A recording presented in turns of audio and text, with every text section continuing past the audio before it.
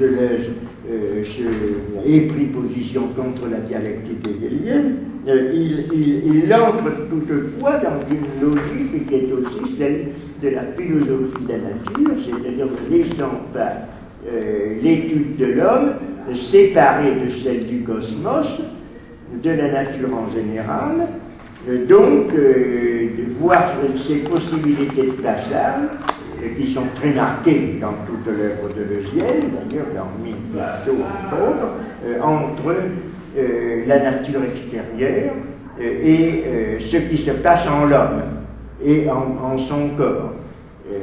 C'est donc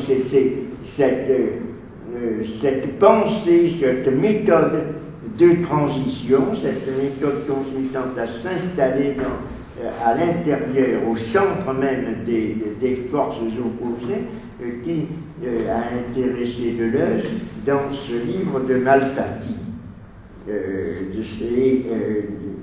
Et également, ce qui est impliqué, qui est une autre façon d'ailleurs de désigner ce dont il s'agit, la relation entre le corps et la pensée, le fait entre l'individu et son environnement, entre l'entendement et la sensibilité, toutes choses qui sont découpées, qui sont opposées, même si elles sont mises en relation, dans la pensée classique de la métaphysique depuis Descartes. Donc c'est un rapport et l'introduction qui s'appelle Ma thèse, science et philosophie commence par cette opposition de la philosophie d'une philosophie qui repose essentiellement sur des oppositions exclusives qui sont les caractéristiques du dualisme, qu'elles soient entre le sujet et l'objet, le corps et l'âme, l'individu et son environnement.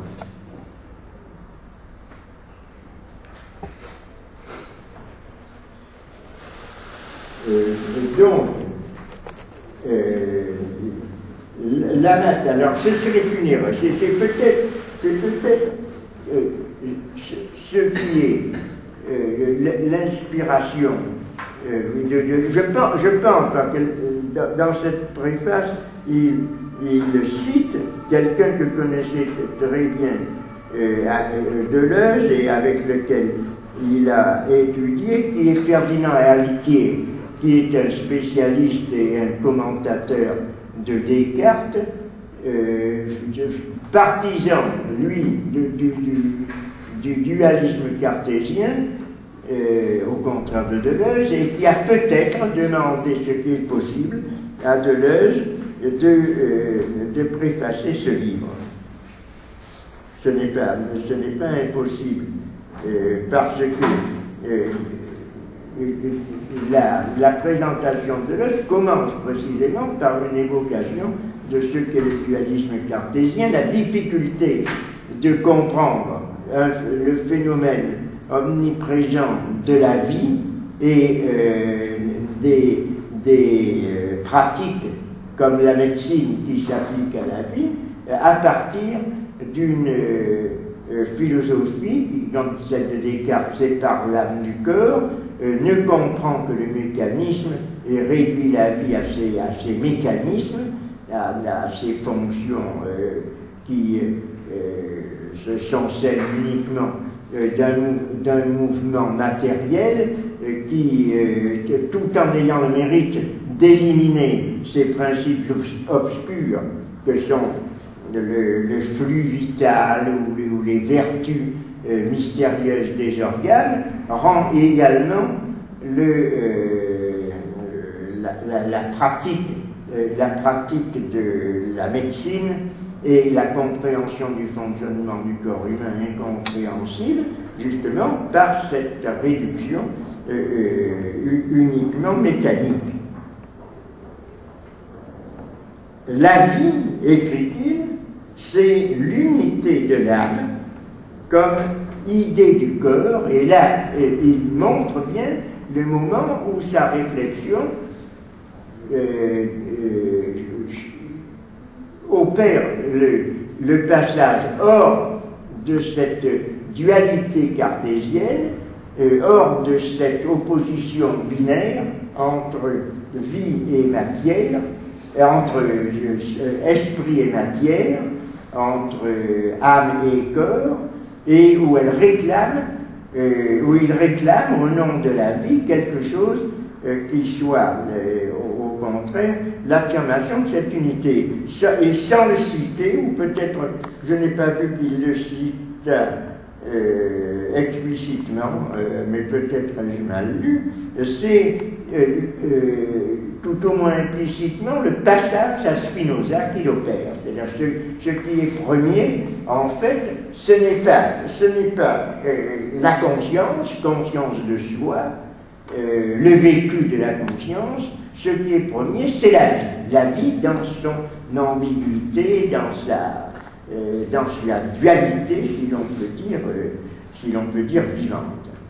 L'unité, écrit-il, alors le cartésianisme, je résume, le cartésianisme donc dans son opposition rend les choses de la vie difficiles à comprendre, ainsi que l'unité de l'homme, et cette unité va se trouver en s'écartant délibérément de ces deux pôles opposés et en se situant à l'intérieur de leur cohérence.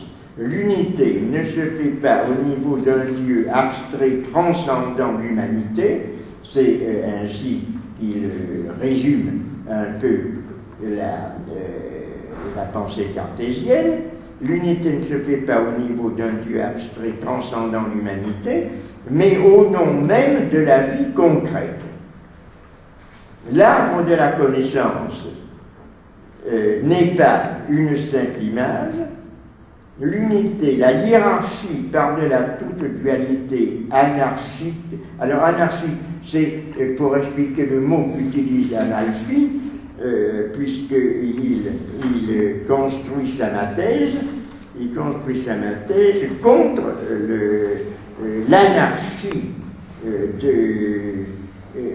l'anarchie de la métaphysique classique.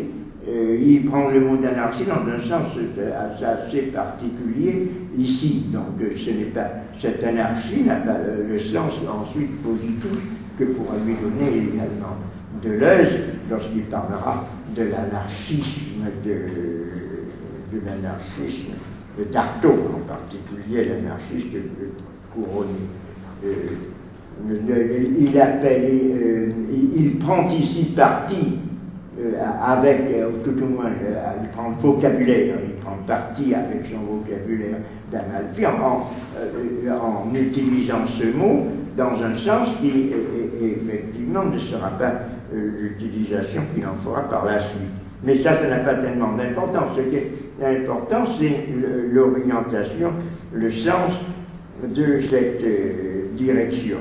L'arbre de la connaissance n'est pas une simple image. L'unité de la hiérarchie par-delà toute dualité anarchique, c'est ça, cette phrase pourrait choquer, puisque Deleuze est contre l'anarchie, contre la hiérarchie, et pour l'anarchie. Là, les mots sont pris dans des sens différents. Il faut voir, il faut affecter, si vous voulez, pour comprendre ce texte, hiérarchie d'un coefficient positif. C'est la hiérarchie, c'est ce qui fait l'unité. L'anarchie, c'est au contraire ce qui la brise et la répartit selon une dualité.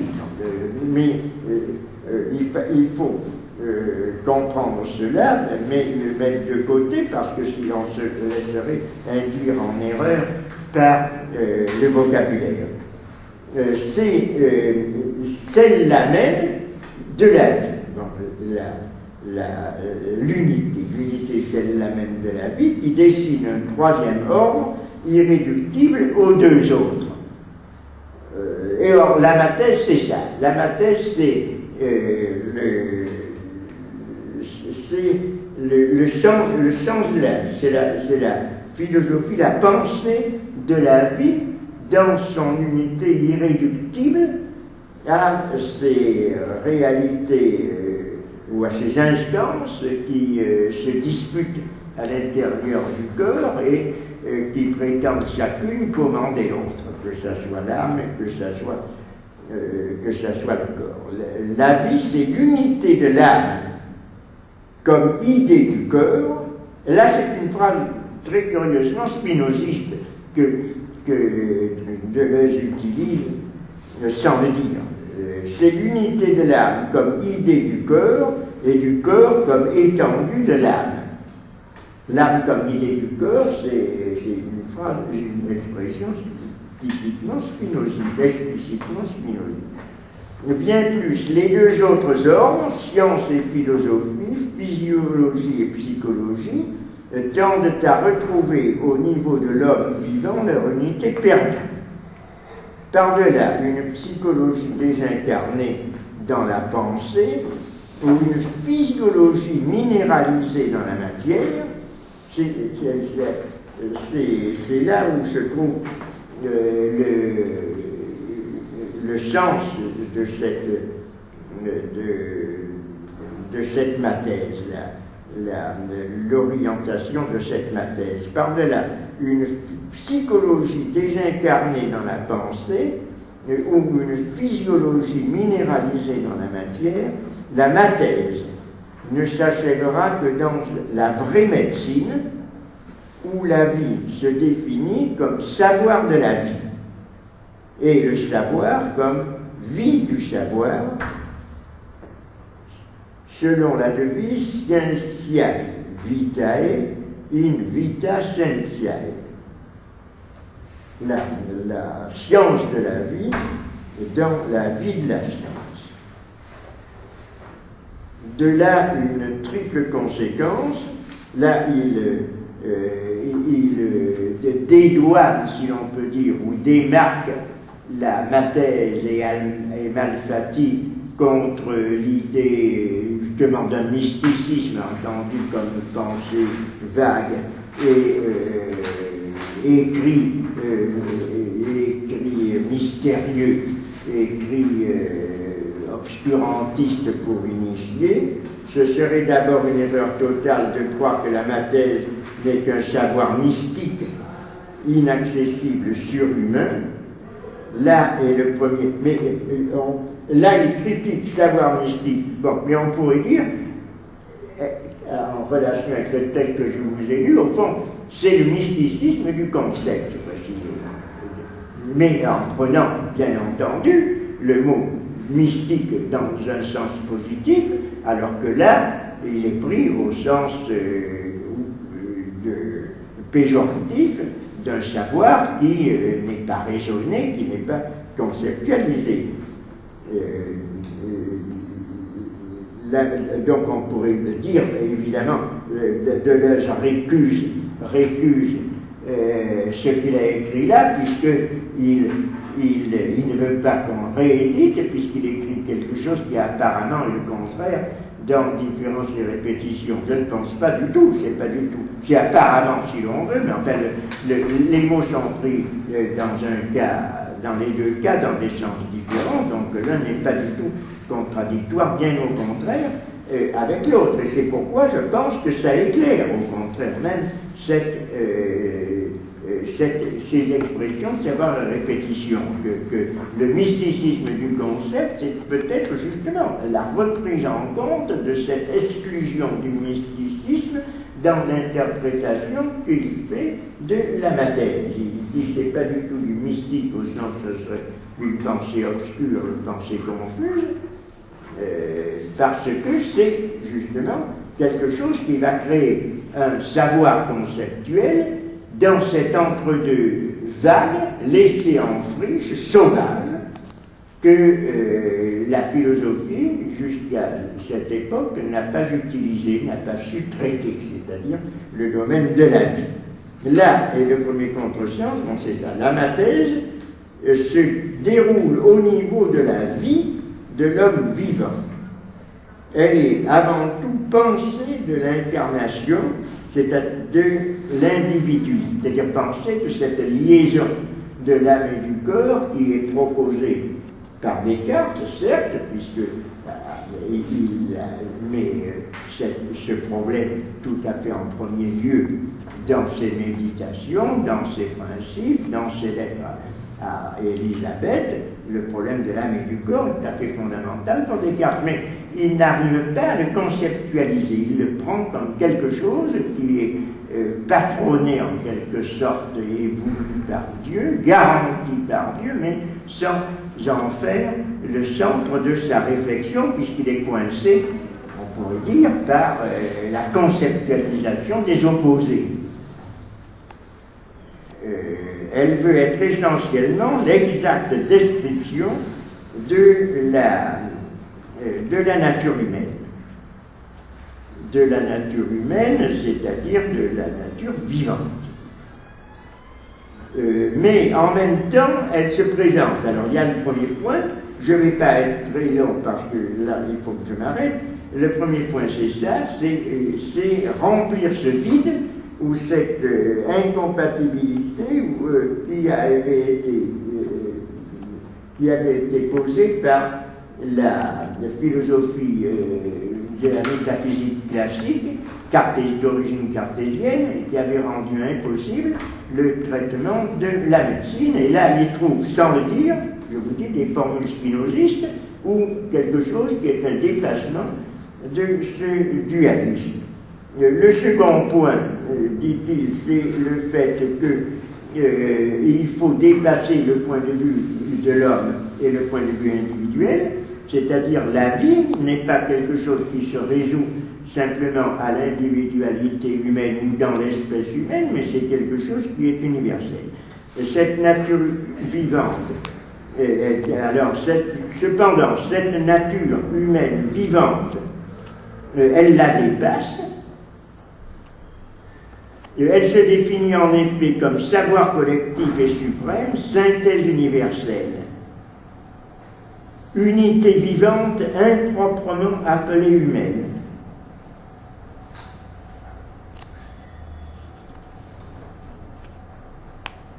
Préfigurant, alors dit-il, il faut comprendre, préfigurant les rapports de l'homme et de l'infini, la relation naturelle unit le vivant à la vie. La vie ne semble pas, au premier abord, exister autrement que par et dans le vivant, dans l'organisme individuel qui la met en action.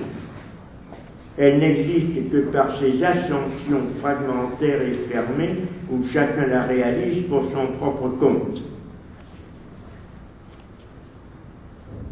L'universalité, la communauté de la vie, se nie elle-même, se donne à chacun comme un simple dehors, une extrémité, une extériorité qui lui reste étrangère. Un autre, il y a une pluralité d'hommes. Mais justement, alors c'est l'argument qu'il conteste, qu'il renverse, mais justement, c'est chacun communément qui doit assumer sa vie, sans commune mesure avec les autres pour son propre compte. L'universel est immédiatement récupéré. Et en ce sens, il me semble que la vie se définira comme complicité. Par là c'est intéressant, mais ça nous en... Quoi que je peux le lire, et c'est en ce sens que la vie se définira comme complicité par opposition à l'équipe. L'équipe, en effet, c'est la réalisation d'un monde commun dont l'universalité ne peut se comprendre ou se fragmenter, et tel qu'au cours même de cette réalisation, la substitution des équipiers les uns aux autres soit chose possible et indifférente. Oui, il parle là de l'équipe scientifique. Dans la complexité au contraire, dans la complicité au contraire, il y a bien un monde commun, mais ce qui en fait la communauté, c'est que chacun doit le réaliser sans commune mesure avec les autres pour son propre compte, sans substitution possible. Il est clair que les principales réalités humaines, la naissance, l'amour, le langage ou la mort, dessinent ce même profil. Le propre de la complicité, c'est qu'elle peut être ignorée ni trahie. Le mot chacun nie si bien l'universel au moment où il affirme qu'on peut n'être sensible qu'à cet aspect négatif. Ainsi, le problème humain consiste à passer d'un état de complicité latente, ignorante, à une complicité qui se sait elle-même affirmative. Non pas certes ce point où l'on aime comme tout le monde, mais où tout le monde aime comme personne. C'est au moment même où le vivant s'entêtait dans son individualité qu'il s'affirmait comme universel. Au moment où le vivant se fermait sur lui-même, posant l'universalité de la vie comme un dehors, il ne voyait pas que cet universel, en fait, il l'intériorisait pour son compte et il le réalisait en se définissant comme microcosme. Le but premier de la matière est d'assumer cette prise de conscience du vivant dans ses rapports avec la vie, et donc un microcosme qui se constitue justement par réponse et à la fois en opposition mais et en liaison avec un macrocosme.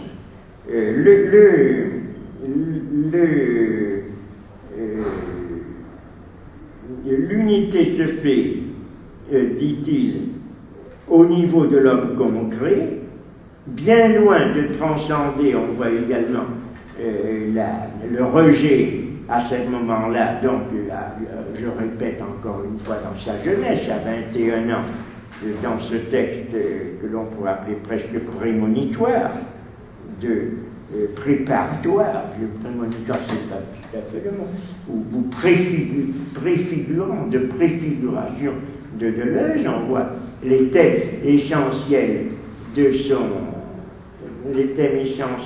sa philosophie qui sont posés, donc le rejet du dualisme, le fait que l'universel n'est pas quelque chose qui est extérieur, mais qui est également intérieur à l'individu, donc qu'il n'y a pas d'opposition entre le dedans et le dehors, que c'est quelque chose qui est la même chose, et réversible, et en même temps qu'il y a que ce qui est réel, c'est l'homme concret, qui n'est pas en relation de transcendance avec l'univers. On voit que l'unité se fait au niveau de l'homme concret, bien loin de transcender la condition humaine, elle est l'exacte description. Il faut remarquer, c'est de Deleuze, il faut remarquer qu'une telle description doit poser l'homme dans ses rapports avec l'infini, avec l'universel.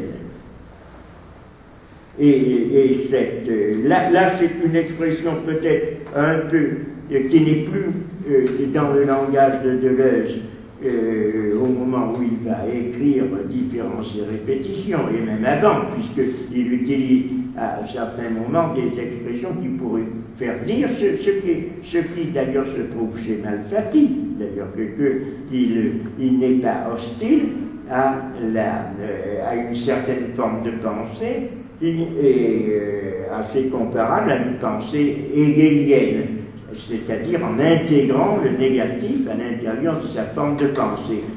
Plus tard, il le refusera d'une façon systématique. Ici, il n'y est pas indifférent.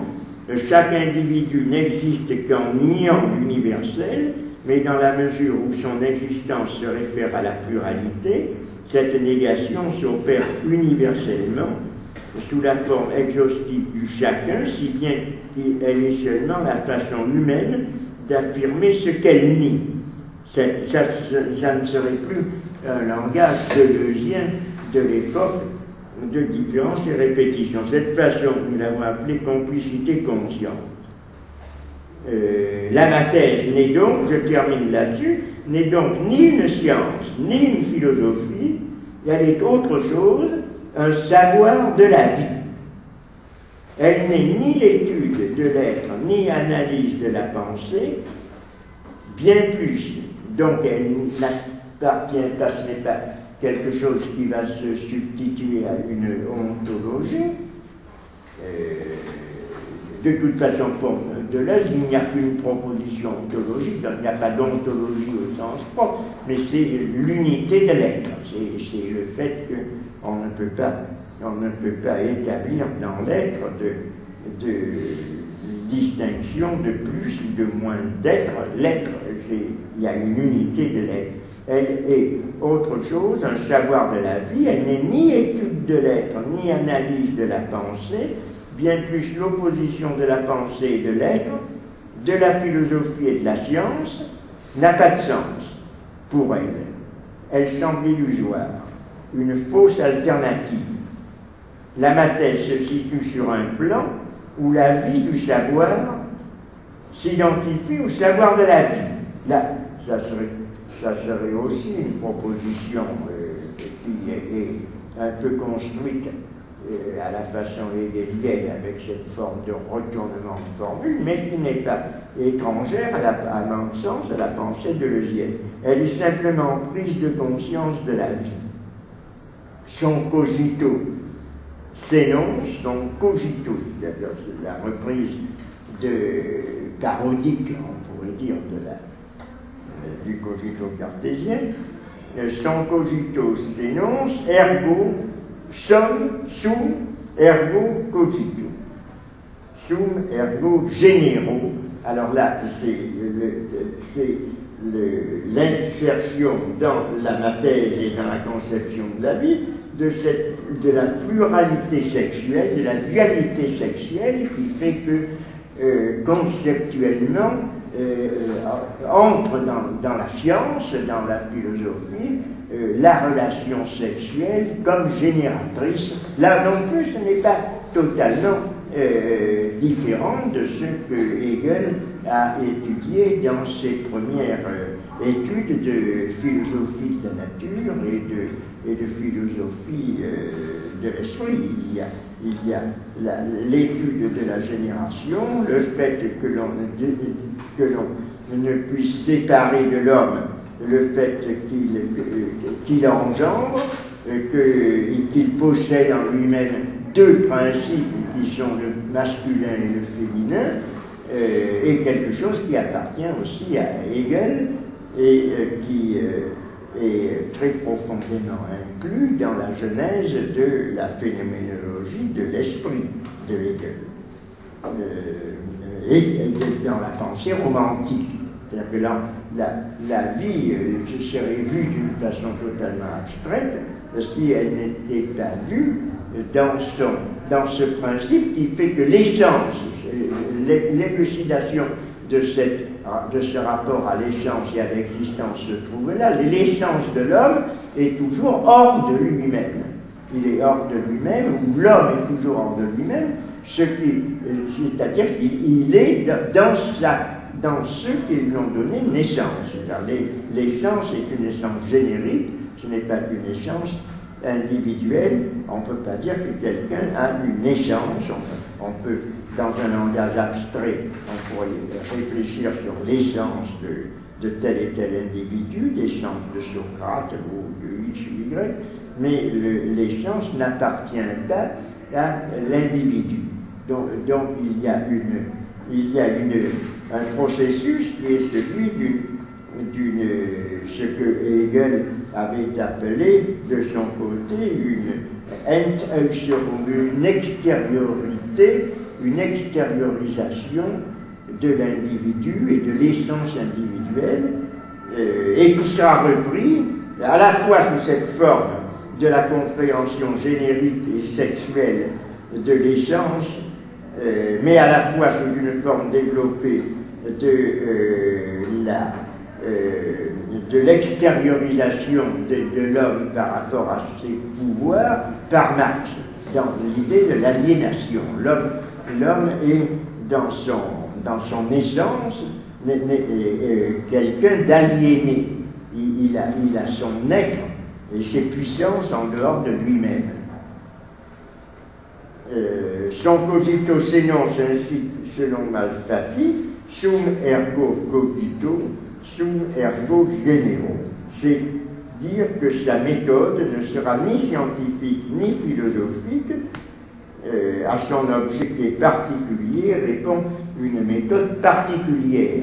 Et également, je termine là-dessus, la liaison, ce texte de Deleuze fera apparaître également quelque chose de très important, c'est-à-dire que chez Malfatti, il y a une correspondance, des liaisons de correspondance intéressantes d'ailleurs pour la médecine et pour la connaissance de l'unification de l'individualité humaine à la fois corps et âme.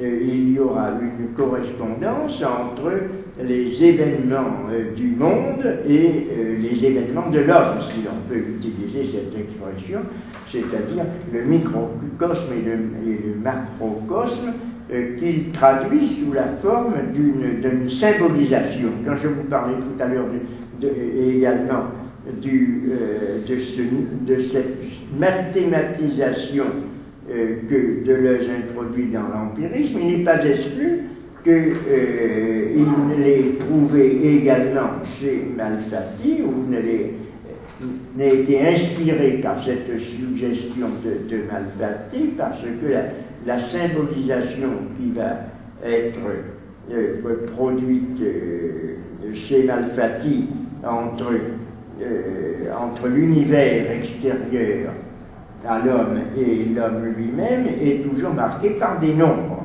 Je ne peux aussi m'empêcher de faire ici un rapprochement avec la manière dont Fourier, à la même époque que Malfatti, d'ailleurs un peu antérieurement, a écrit tous ces textes concernant la cosmologie, l'analogie, a relié tout son système de la nature ainsi que celui de la société et de l'homme et des équations, à une théorie, sinon une théorie, tout au moins un appareillage, un apparat de nombres qui sont plus empruntés d'ailleurs à l'usage des nombres et des harmonies numériques dans le domaine musical que dans le domaine des mathématiques proprement dit, mais qui font plus penser donc aux harmonistes mondi,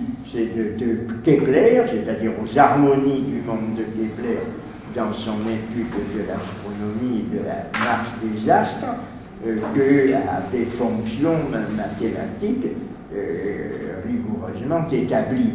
Mais ce qui est intéressant ici, c'est de voir apparaître à l'intérieur de cet empirisme transcendantal une théorie du nombre, à l'intérieur de ce correspondant et en corrélation avec cette sorte de mysticisme du concept par lequel la vie va entrer dans le domaine philosophique, et également une théorie des nombres à laquelle elle est liée par la voie d'une analyse plus ou moins vérifiable, d'ailleurs plus ou moins fantaisiste, du symbolique, que ça soit chez Fourier, que ça soit chez Malfatti. Et donc ce sont ces différentes propositions que l'on trouve là. Le symbole, c'est ça, je termine là-dessus, le symbole c'est la pensée du nombre devenu objet sensible.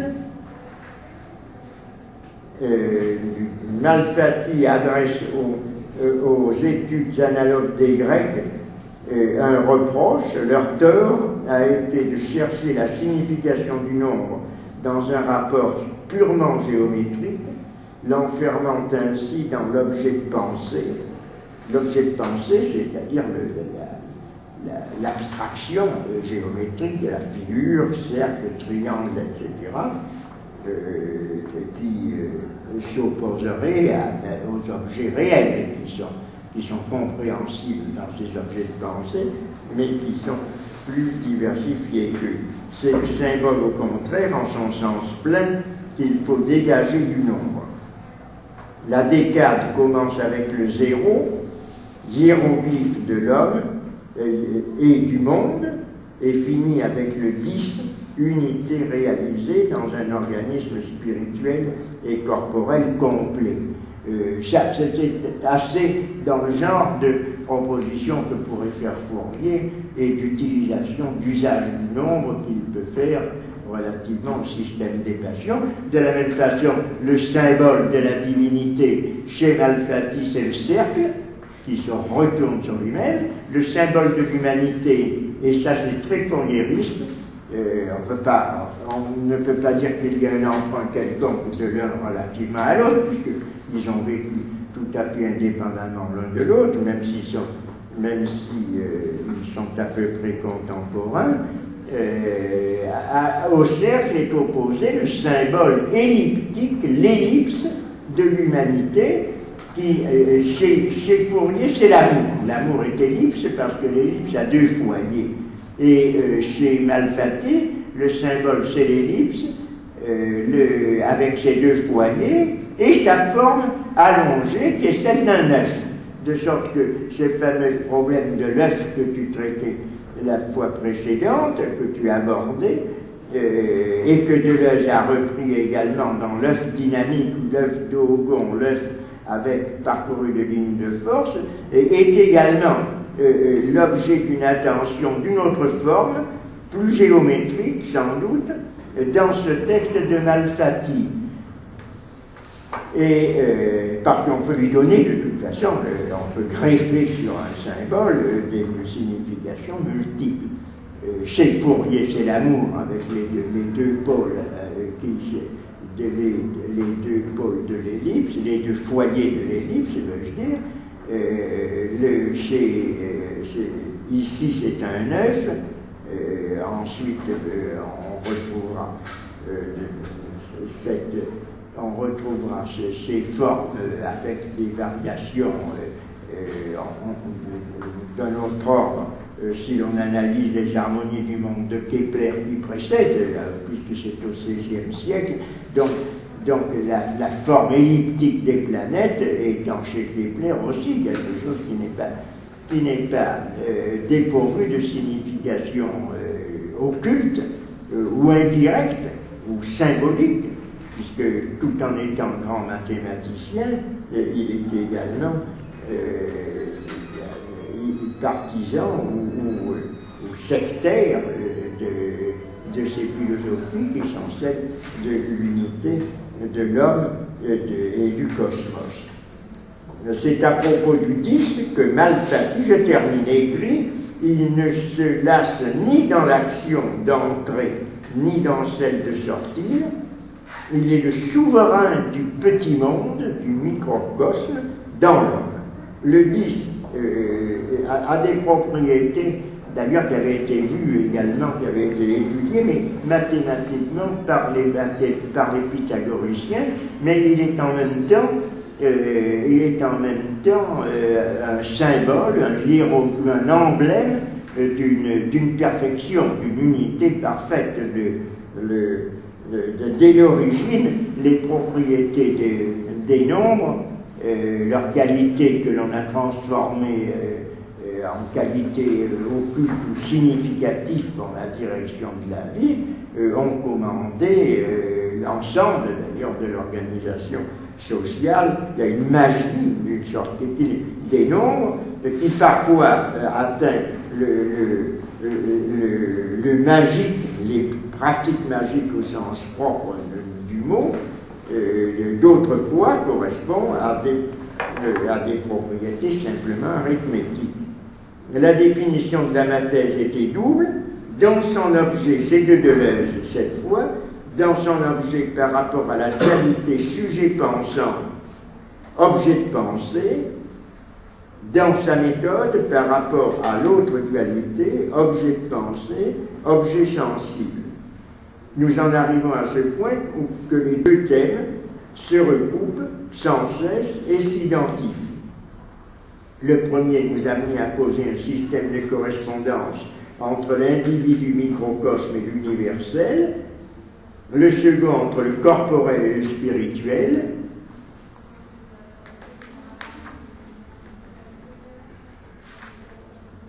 le second entre le corporel et le spirituel, qu'on n'y cherche donc pas une explication philosophique de l'union de l'âme et du corps, qu'on ne cherche pas davantage à critiquer scientifiquement les correspondances qui s'établissent entre l'individu et l'univers, sous des grands thèmes, le feu, la fermentation, etc., ou même, alors il y a une note, ou même, de même, il serait oiseux de vouloir réfuter les conceptions physiologiques exposées dans le troisième étude de Malfatti. Elles appartiennent à la médecine romantique, à la nature philosophique. Les éléments scientifiques dont disposait le docteur Malfatti de Montevideo étaient fragmentaires, étaient trop fragmentaires pour suffire à une construction simpliste. L'auteur comble donc les vides par des hypothèses téléologiques plus ou moins hardies. C'est sa faiblesse, mais c'est aussi le sort inévitable de toute synthèse a priori. Donc il n'entre pas du tout dans une approbation inconditionnelle des variations téléologiques. Il n'y en a pas de théologique au sens propre du terme. Enfin, il entre dans un domaine qui est un petit peu celui du mystérieux ou celui du mystique au sens critiquable du terme. Mais la mathèse, conclut-il, évolue, ça c'est plus juste et intéressant, dans le domaine de la double épaisseur et du symbole. Il s'achève comme un art vivant de la médecine, en établissant sans cesse un système de correspondance toujours plus étroite, où se trouvent enserrées des réalités de plus en plus individuelles. Donc c'est quelque chose qui, pour Deleuze, peut être pris donc dans un sens positif et débarrassé peut-être un peu de cette auréole de mystère et de groupe initiatique que le mot de mathèse avait pu suggérer auprès des contemporains. Et effectivement, cette mathèse a été placée un petit peu dans le sens dans un sens qui était celui d'une tradition des anciens, de l'ancienne médecine, revenant, comme je vous l'ai dit tout à l'heure, à celle de Paracelse, à celle de Cornelius Agrippa, mais et avec tous ces symboles, toutes ces figures, ces sortes de représentations magiques qui ont été, qui par leur seul dessin pouvaient avoir un effet thérapeutique. Il y en a ici d'ailleurs qui sont mentionnés, mais il est très difficile de les voir parce qu'elles sont présentées d'une façon un petit peu effacée. Non, ce que Deleuze fait, c'est au contraire dégager le sens très positif de cette mathèse en l'insérant à l'intérieur de recherches contemporaines qui, c'est moi là qui me prononce là-dessus, mais je pense qu'ils sont préparatoires en fait, et qui sont des études préparatoires à sa propre pensée. Je pense que là on peut trouver des éléments qui sont très propres à nous éclairer les arrière-fonds de ces recherches, de ces intentions philosophiques dans ces textes ultérieurs. Je vous donne la parole alors.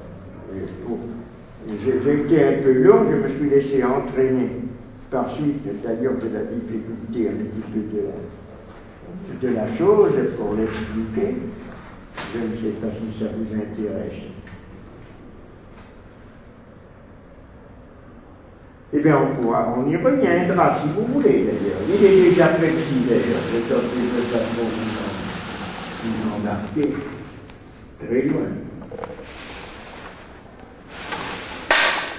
S'il n'y a rien, je vais voir, est-ce qu'il y a quelqu'un qui proposera quelque chose dans 15 jours? C'est ça le problème, je n'ai pas, il y a des gens que je ne peux pas critiquer puisqu'ils ne sont pas là. Mais comme Thierry Briot, comme Christian Dutel, qui me proposent à grand cri des interventions, mais comme ils ne se mettent pas en relation avec moi, je ne peux pas les annoncer. De sorte que la semaine prochaine, c'est-à-dire dans 15 jours, j'annoncerai une suite de la Mathèse, si ça vous intéresse. On appellera ça Mathèse suite. Oui, on croit que c'est la thèse, parce que comme Pédi lui-même a écrit quelque chose qui s'appelle La Thèse, ça fait assez curieux, parce que Pédi a écrit un livre qui a été réédité, mais qui reste assez introuvable, et qui s'appelle La Thèse, qui sont les préparations à ce qu'il a donné dans Clio. Et là, c'est quelque chose qui s'appelle ma thèse, mais ce n'est pas. Mais vous n'avez qu'à chercher, d'ailleurs, dans Internet, vous avez des données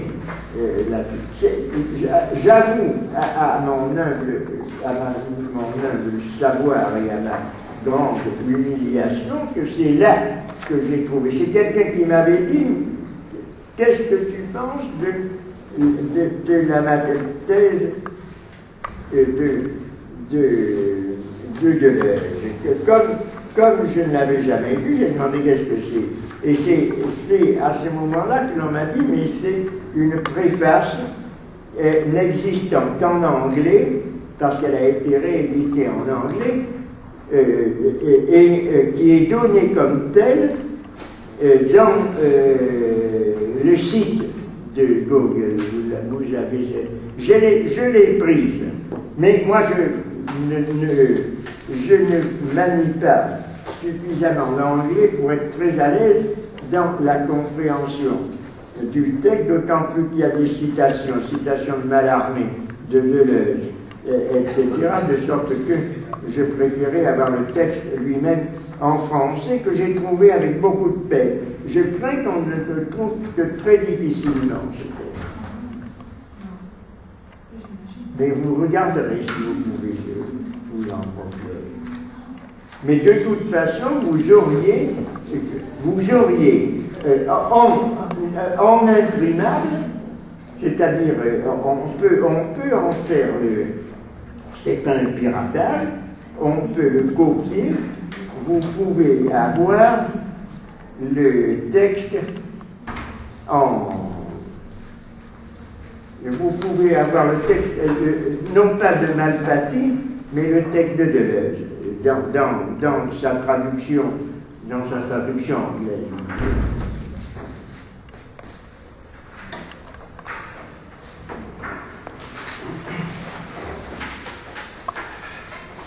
Bon, allons. 1, 2, et 3. Oui, mon petit texte. Merci beaucoup.